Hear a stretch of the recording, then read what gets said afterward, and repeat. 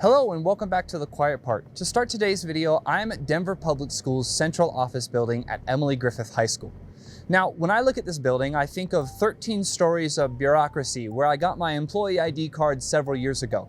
The place where the school board meets and tries to appease the masses while doing risk management at the same time. But to others, they imagine this place the secret headquarters of a covert operation to indoctrinate your children into becoming transgender furries. And that's what we're talking about today.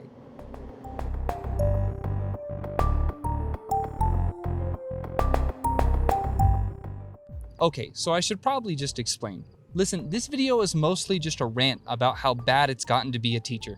Specifically, this recent and popular accusation that teachers are grooming and indoctrinating our children nationwide. Just to give you a little perspective, I was only a couple of months too young to vote in the 2016 presidential election, the one where Donald Trump would go on to win, which means I've spent the entirety of my adult life dealing with his version of the American right. And listen, I ain't no Democrat neither. I'm just the kind of not nationalist punk sort of person. I think patriotism and nationalism are essentially the same words given the correct context. And do you know what two words relevant to this discussion are at this point essentially inseparable in the minds of the American right? Enculturation and indoctrination. If you think I'm joking, just take a look at this. Hey, welcome to the study. Each time I'm going to reference something, I'm going to explicitly document and examine that thing here in this space. Check the document below for citations. First, I just want to document and make it clear that this trend of accusing schools and teachers of indoctrination is very much real. Watch this. It's time to get back to education and not indoctrination. Critical pedagogy is cult indoctrination. There's no other way to see it. Left-wing indoctrination in our schools. Be attacking a mother who's exposing the indoctrination of a classroom. Now we find that Confucius Institute is going to indoctrinate HISD children with messages funded by the Chinese government. The bottom line reason for this is the indoctrination of the socialist agenda. Oh, and what about that thing with the kitty litter boxes in the school bathrooms? Right, the kitty litter thing. First, it was this mom that clearly heard a rumor either from her child that was a student or other children in the school. Activities. So let's talk about furries. It was addressed by a child a couple months ago that they are put in an environment where there are kids that identify as a furry, a cat or a dog, whatever. And so yesterday I heard that at least one of our schools in our town has in one of the unisex bathrooms, a litter box for the kids that identify as cats. Then an actual state senator ran with this misinformation. I've even heard from one person here recently said that a student identified as a cat and wanted a litter box. And the school didn't provide the litter box, so the student went ahead and defecated on the floor. Then Donald fucking Trump's piece of shit son started spouting it too. Talk about indoctrination. This kid came up to me and told me that in his classroom up in New England, they had litter boxes in classrooms, not because there's actual cats in the room, but because there's kids going around licking themselves. You know, in academic contexts, it's pretty often considered that propaganda is an essential part of indoctrination strategies. And I think this is pretty clearly that exact thing happening, this misinformation campaign. It's actually genuinely just clown behavior. The culture war has been nothing but a circus, and old Donnie Trump has the whip. There are no litter boxes in schools. Of all the schools called out for having kitty litter, only one that actually has it on campus in Jefferson County, home to Columbine High School. But the litter is part of an emergency supply kit in case students are stuck in a classroom too long during a school shooter situation. Not the reason politicians are sharing. This kid came up to me and told me that in his classroom up in New England, they had litter boxes in classrooms, not because there's actual cats in the room. The modern American right has never been more weak-minded and subservient to their master. But I've been over here teaching, and I've known for years that yes, teachers have to be careful about what we represent when in the classroom. Our students are impressionable, and the entire school system is built to put us teachers on a cognitive pedestal. We are the experts in the room, and we can't expect that teenagers who have grown to trust us are going to be able to differentiate our opinions from our actual expertise in the classroom.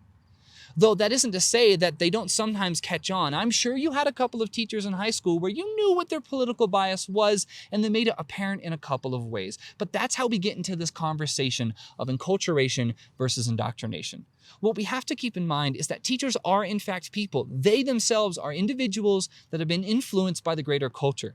And as a result, they influence the culture back. Sometimes your teacher is going to have a cross on their desk. Sometimes they'll have a picture of their wife or husband or their kids or lack thereof, and they're just human beings, not hell-bent on indoctrination. They are people that are part of the culture, and so they have an influence on the culture back. But when teachers are leaning more into indoctrination instead of enculturation, people notice. The students do, and the teachers do most of the time as well. It's a long-standing tradition that in teacher preparation programs, we are taught, this includes me, to be reflective of how our political beliefs and personal biases and moral thinkings may leak into the way that we teach. And we are taught to control and suppress and contextualize those personal biases in order to deliver an academic and learning experience for our students that is fair and appropriate. So what has all these alt-right weirdos so triggered? Well, the answer won't surprise you. They literally just don't comprehend the meaning of words, enculturation versus indoctrination. If we ignore the actual literal lies told regarding what goes on in schools, one thing that is real that has these people shaking in their boots is that yes, schools have moved on. It is the 21st century. Sometimes in a psychology class or in a health class, we might have to discuss the idea of gender, but these discussions are not indoctrinative in nature. They're exploratory, they're academic. Schools are finally having to teach that in some contexts where we're considering things like culture or behavior and psychology or even reproductive health in health class, gender is a complicated thing. And that's because it actually fucking is. And it always has been for the entirety of human history. Hell, even just genetic and physiological sex, which are similar concepts, they're simpler and yet still complicated to teach. And by the way, shout out to any of my old biology students that actually paid attention during genetics when I taught you about the genetic variations in human sex. All right, let's move on and focus in on enculturation and indoctrination. Let's look at these actual definitions. By definition, enculturation means to imbue someone with a usually partisan or sectarian opinion, point of view, or principle. Enculturation, on the other hand, is defined as the process by which an individual learns the traditional content of a culture and assimilates its practices and values. Do you see the unbelievably clear and plain difference? Assuming you're not a bigot, you probably recognize that people who feel complicated ways about their gender do in fact exist, which is simply a part of our culture. Those are people. They're going to have an influence on how the culture is. Take, for example, a psychology class discussion about how behaviors and psychology between sexes and genders manifest. It's only fucking natural that an efficacious teacher would give at least the bare minimum context that gender roles, behaviors, and genetic sex make the reality of this psychology more complicated and nuanced than just saying that things are simple. In fact, the first time that I ever heard anyone talk anything about gender roles in school was in a goddamn psychology class. We had this exact discussion that I just described to you about how hormones and genetic sex have one effect on a person's personality, and gender roles and nurture to that nature also have an effect on that person's behavior and how they operate. It was completely academically sound that our teacher mentioned and made room for this discussion about sex, gender, and identity, and the fact that they're more complicated than some generic binary, and that psychologists have taken an interest in the intersection of these different aspects of human behavior for an extraordinarily long time. For context, my teacher, which led this discussion, was an old straight white man. And this was back in the days before the culture war. This guy was using the generic label of tomboys as a case study to get the point across. There was no wokeness to be found. The point was to encourage genuine critical thinking and a meaningful and nuanced discussion. And when you're talking in a psychology class, or maybe about reproductive health in a health class, sometimes you're gonna have to mention some things that happen to exist, like the concept of human gender. In this discussion, there was no virtue to signal, just raw academic conversations. Clowns of the culture war look at that completely appropriate classroom discussion and freak the fuck out, treating it like some high school football coach delivering a post-game sacrifice to Satan, which actually kind of reminds me of something. Oh, the coach thing. What, do you really think people don't remember that Supreme Court case? I mean, it was one of the most significant ones related to religious freedom in years. You really don't know? Okay. Well, it was called Kennedy versus Bremerton School District. Long story short, we had a football coach that following football games would get down at the center of the football field. He would get down and offer a prayer up to his God. And in time, his football players, who were students at that school, would come to encircle him and engage in this same act of prayer. Now, this Supreme Court case mostly was just tied to a consideration of where personal religious freedoms end and separation of church and state begins. This is exactly and precisely where the conversation should be focused. These complicated situations where we have to talk about how adults either influence or manipulate the children around them. Legally, the main debate with the coach surrounded the intersection of religious freedom and principles of separation of church and state. But the broader, more ethical conversation regards what happens when an adult with authority over children expresses their personal life and identity and existence, and how their authority and power and expertise and influence may corrupt the way in which that identity is expressed to these children. That is where the actual conversation is supposed to be happening, not the culture war making up completely constructed lies that exist entirely to construct a straw man that never existed in the first place. If you haven't looked into the Supreme Court case, I really encourage you to read over it and understand how it is a perfect example of the kinds of conversations we need to be having. Whether or not you even agree with where the Supreme Court ended up ruling on it, the fact that the discussion was had at all is extraordinarily important. There were parents and students concerned with the potential peer pressure that others would face watching their football coach in the center of the field engage in a religious prayer that maybe they weren't a part of that faith. And then as the other students who were a part of that predominant faith began to encircle their coach, all that would do is create a culture and sort of peer pressure that would encourage people who weren't part of that faith to feel that they need to participate. That's the exact point of the conversation I'm trying to have. That is where adults and educators and caring people need to be having tough conversations, because it is in these exact moments that the words indoctrination and enculturation truly begin to blur. Not made up fucking stories about kitty litter, drag queens, and Jesus. You know, I mentioned my old psychology class earlier. I actually went on to take a lot of psych classes in college. I thought it would make me a better teacher, and I think it did. I learned that adults have the capacity to both manipulate and influence the children around them, and that I would have to be intentional about that great power and great responsibility that comes with it. Honestly, I actually kind of agree. Public schools do regularly indoctrinate children, just not in popularly disagreeable ways. We teach children to be good eggs and workers, voters that will vote and workers that'll work, and that Christopher Columbus wasn't a total idiot that thought the world was really small and kept getting lost until he found a totally already populated area and then promptly committed genocide on pretty much everyone. Like, we do still teach the American myth. We do still raise American civilians. Honestly, the good and valuable discussions about whether or not leaders are indoctrinating or just enculturating through their influence, it goes back a long time. You know, because I was a biology teacher, I learned about the history of teaching evolution and how badly states fought to be allowed to teach children creationism and evolution on equal grounds. Don't believe me? Check this. So this is actually a really neat piece of history. Once upon a time, a couple of dudes were trying to bring in publicity to their town by violating a kind of ridiculous law stating that teaching evolution in any public Tennessee school was illegal.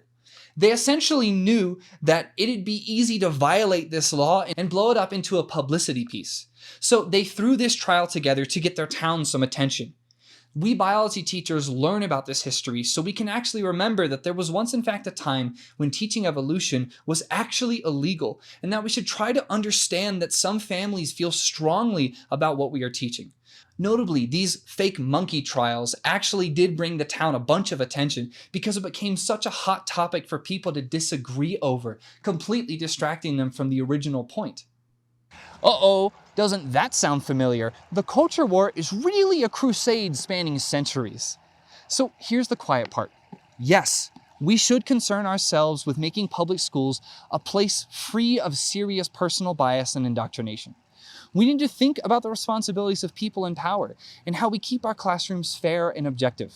All of which starts with adults realizing first and foremost that we all have our own perspective, and that it is our job to help children build their own perspectives free from our influential, authoritative, and corrupting influence. We have to accept that as cultures change, so too will the people teaching our children. Even cognitive disciplines themselves, from language arts to science to history, will shift and morph as the world hopefully continues to open up. And honestly, that's a good thing. Bigotry, racism, sexism, homophobia, transphobia, and religious exclusion made the world of knowledge so small and so incomplete. The last point I want to make is this, and this will be my own actual personal bias and opinion, and I'm letting you know that now for transparency. I think that most of the time in public schools, many of our issues stem from the fact that authority and expertise is centralized into one person in the room, that being the teacher. So I'm going to say it plainly. I don't think that classrooms should continue the way that they have historically. If we're going to have all of the authority centralized in one person, that means acknowledging and accepting the risk that that person's identity and personal biases may leak through and influence the children in the room. And if you don't like that premise, then give up the authority. Create secondary classrooms where the students and the teacher have equal ground and footing to explore ideas, and the teacher is just a vessel of content expertise, not authority. And if that's too much for you, if flipping the entire script and letting teenagers have any semblance of autonomy is too much for you for some reason, then at the very least, we have to make sure that we are teaching these children to think critically, to be able to understand that their teachers are people, that sources of knowledge are made by people and therefore capable of bias and opinion. We need to raise young adults that are able to critically analyze even the things that they are being taught themselves, if we have any hope of keeping them from being indoctrinated by the adults that retain authority over their lives. But we adults can't just hear the word gender and start a culture war while expecting teenagers and young adults to have productive conversations themselves when we can't even do it as the adults in the room. I'm going to speak to you crusaders of the culture war for just a moment, however few of you there are in my audience at this time. Just hear me out. If us teachers can care about what we model to our students, then why can't you?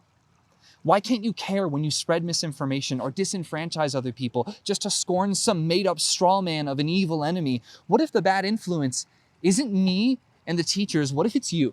Why not just live your principles and be upstanding all on your own instead of indoctrinating children through your lies? Enculturate them with your honor and integrity and lead by example. All right, I think I have adequately said that quiet part out loud. If you enjoy my work and you like this video, be sure to like it. And if you like me and what I have to say, be sure to join the quiet party by clicking the subscribe button down below and sharing this video with people you think it's valuable to share with. Take care and have a good day.